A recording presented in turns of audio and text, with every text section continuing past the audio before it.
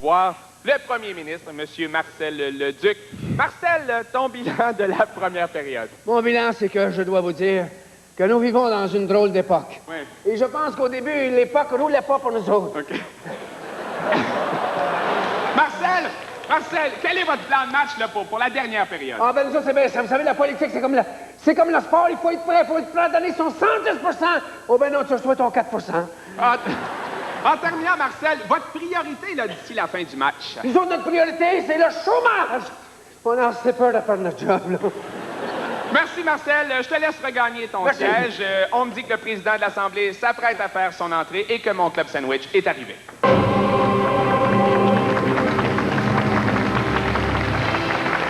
S'il vous plaît, asseyez-vous. Je cède la parole à la ministre... Ah. C'est moi. Allô? Oui. Oui, chérie. Tu me regardes à la télé? Pardon? Ah oui. Oui, bien sûr, oui. Oui, mais je t'aime. Donc, je laisse la parole à la ministre des Maladies et des Corridors et des... Est-ce que c'était vraiment nécessaire, le lavement? Madame Tonguay. Merci. L'Assemblée nationale est maintenant rendue mon deuxième foyer. Puis étant donné que j'en avais déjà des doubles, je suis rendue à 4. Voilà, là. Bon, concernant la santé, là, on s'en est parlé, nous autres, au foyer, puis on est tous d'accord. Il faut couper, mais intelligemment.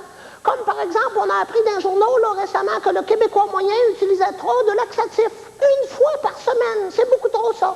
Nous autres, au foyer, on est pour laisser faire la nature. Comme, par exemple, à toutes les semaines, au lieu de prendre une pilule laxative, là, on écoute l'émission de Robert Guisculi. C'est naturel. Oui. On a même trouvé le slogan au niveau national pour inciter le monde. Soigner Sculant avec Scully. Hein?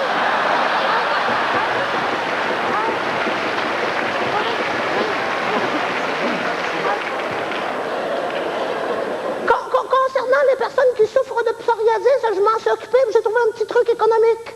J'ai demandé à l'Auto-Québec de leur sortir un gratteux. Hein? C'est pas pire, ça. Vous la comprendrez plus tard, c'est pas plus grave que ça, voyons donc. Ouais.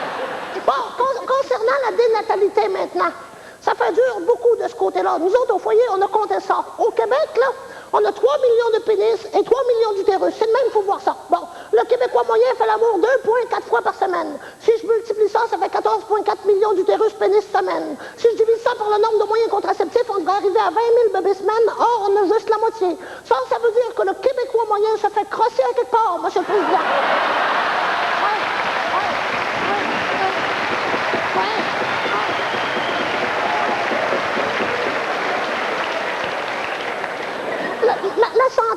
La santé, là, c'est une affaire de petits trucs. Au foyer, j'ai personnellement guéri Madame Potvin, moi. J'avais lu ça quelque part dans un livre. Quelqu'un qui avait le cancer de la rate, là, puis c'était fait devenir plein de films comiques, puis il avait fini par guérir. Je me suis dit, c'est pas bête, ça. La rate puis le rire, c'est connecté, ça. Madame Potvin a le cancer du côlon, fait que j'ai loué 20 cassettes de films de cul. On l'a peut-être pas guéri, mais on a eu du fun en maudit, par exemple.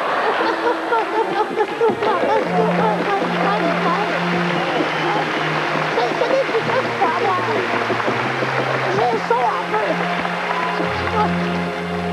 Monsieur le Président. Oui. Salut, ça va bien?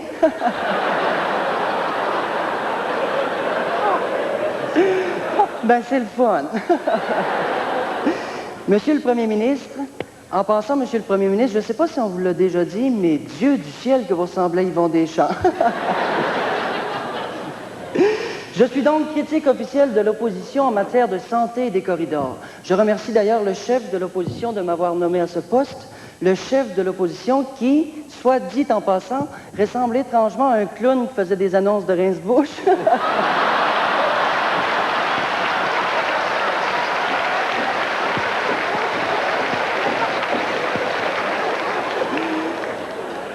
J'avais demandé à être critique officielle en matière d'homosexualité, mais étant donné que ma mère le sait pas... Parlons santé. Ça va mal dans les hôpitaux. D'abord, la carte d'assurance maladie. La photo des épinettes noires ravagées par la tordeuse d'épinettes nous donne juste le goût de se servir de la carte pour s'ouvrir les veines. Il faut absolument humaniser les soins de santé. Les premiers soins que devrait recevoir un accidenté, c'est un petit bec sur le bobo. Peu importe la grosseur de la plaie. On devrait aussi se servir de l'expression « ce qu'on sait pas, ça fait pas mal ». La personne a la tête arrachée, dis pas.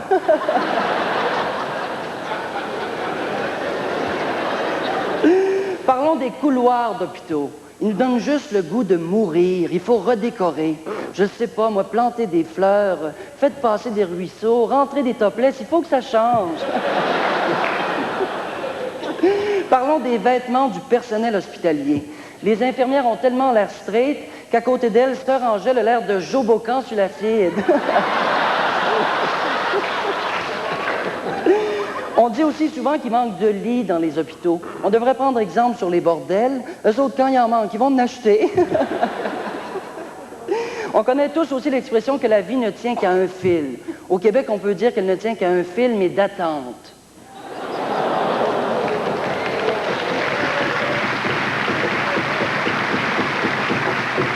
Comment rendre l'attente moins pénible à l'urgence? Il pourra engager des comiques, il y en a plein qui cherchent d'ouvrage.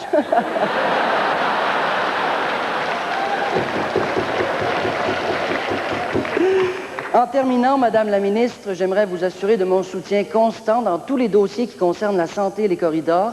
Et je n'ai pas peur de dire que je suis prêt à marcher main dans la main avec vous. D'autant plus que de se promener avec une vieille par la main, ben ça paraît bien.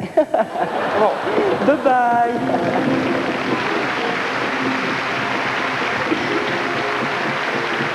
Restez à l'écoute pour entendre le discours de la ministresse de la Floride, Anita.